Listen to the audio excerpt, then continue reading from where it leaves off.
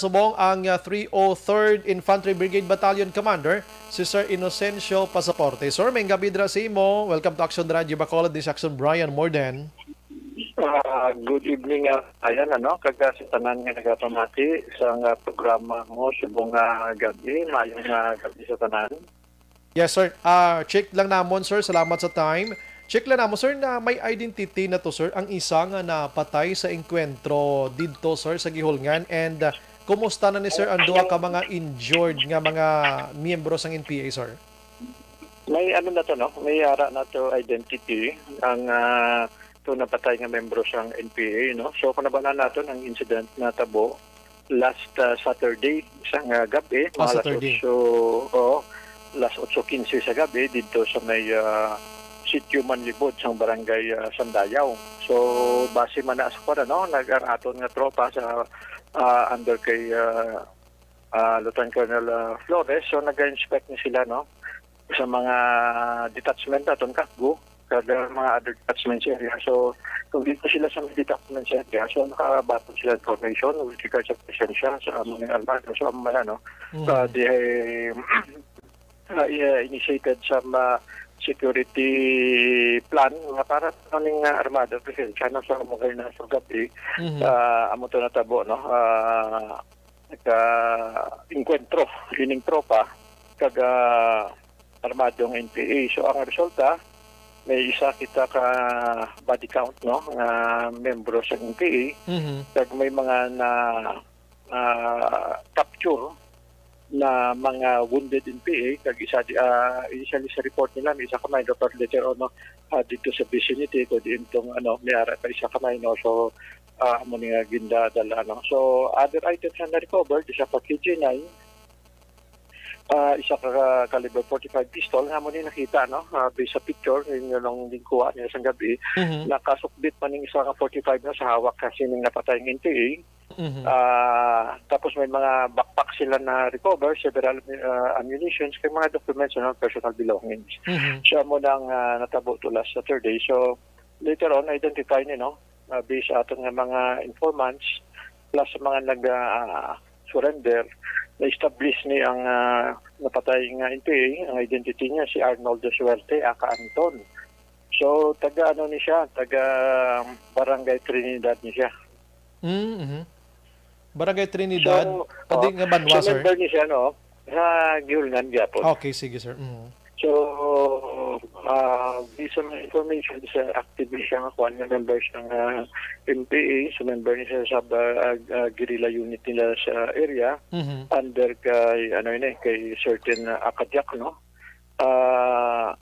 ang iya current position is siya ang financial logistics ang grupo nila nga nag-operate sa area, including amuning ang kung sa dinitabo, mga sityos ka Batumbuang, sityos ka Nahaw. So, ini yung mga ginalibutan nila during area. So, base niya sa mga information sa mga sa mga civilian. So, siya, gihapon ay active na member sa nga pang recruit dito gihapon sa sityo nila. At the same time, serve as full-time man nga member sa armado na taga dito sa area. Okay, ining duwa nga injured, subong sir, kumusta na ni sila sir ya? Kagahon na to ang ining wounded, ining mga napatay ng NPA. So kagahon na ni o ang incident sa more or less mga 8:15. So kagahon na ni na extricate last Sunday kahapon. So nadala ni sa poblasyon Gihulngan City para siyempre ang atong mga procedure para ma-identify and matanaw man so na-declare ni as dead on arrival sa hospital mismo siyempre mo ng atong mga procedure sa Governor William Villegas Memorial Hospital dito sa Gihulngan. So declare siya officially na patay So after that, ang kadaver niya, gin-facilitate na sa aton tropa o pag ng mga members ng CDRM o sa Gihulngan City, amo nga nagdala pa extricate pababa, and then later on na turn over ini sa kaupod ng kapulisan na turnover niya sa St. Francisco Funeral Home dito gapon sa Giolgan City. So, kaupod ni, no, dindala ni sa Giolgan City kaupod ng mga nakaptured to include, no, sa atong police dito for conduct na investigation, and then ma-interview sila, no, kung nga muna ang mga circumstances sabi ila to identification na ma-establish, and ang primarily matagan sila sa proper medication para maano man itong mga igo nila na mga slight lang naman itong mga wounds nila, no. And Sunday, after sang interview, after lunch, naging turnover na ng minor dito sa custody sa City Social Welfare dito gyapon sa Giolgan City. So at pagkahapon, around more or less mga 12 mga just after lunch man, so ang barangay captain sang barangay Tanida ginupdanan ni, no, ining mga pamilya kagasawa kang napatay, including itong mga dinikanan ng kaibang mga minors, kagtong ibang members ng NPA na nadakpan, ginupdanan ka barangay kapitan, no, to check man kung ano man ang ila disposition. So dito, no, gin-establish pa ng mga ila identity sa atong mga local police at sa atong tropa. And we will be filing cases diri sa mga nadakpan for violation of illegal possession of firearms, o una muna, and then violation sa aton na Comelec gun ban, no, and the frustrated border.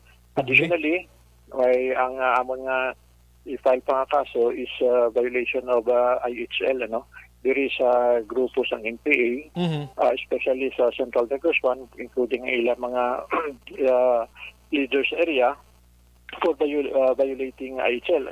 So, gina-champion pa gamit nila ni, but again, no, pinakita nato ni mga minor amo ni ginagamit nila sa violation sa IHL nato. Ini mga minor, sir, pilang edad si ni Sir Man? Kalulukoy ba ning kabataan ni ma? Ang isa dito, no, hindi naman makonsider ng isa dito ara sa vicinity. So daw wala ni, no, based sa mga initial input sa akong daw basi wala ni wala ni participation. I see. Okay. Ang isa nga minor, more or less mga pukuan pa lang ni siguro 17 years old. Wow. Ang edad ang una, more or less, mga kuwan man mga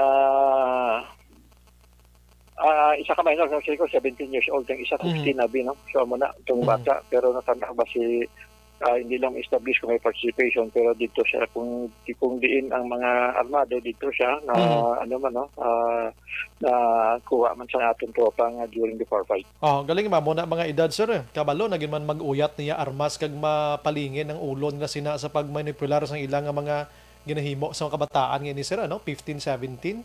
Medyo makakuha na, no? Kung mga 15, 17, medyo no?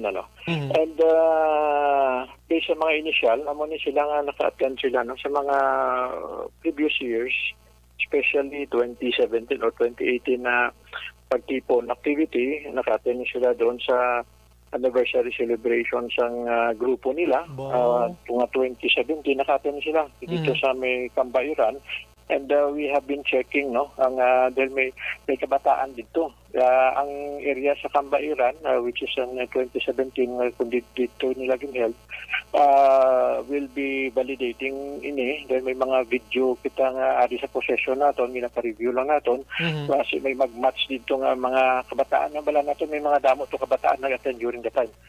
Recall ko pang video, so I have instructed ang akong production officer in si Audrey to check, no, together with the battalion, to check ang kung may mag-match per video, may mag-match to na mga facial features or anything na mag-match magpareho ang itsura nila.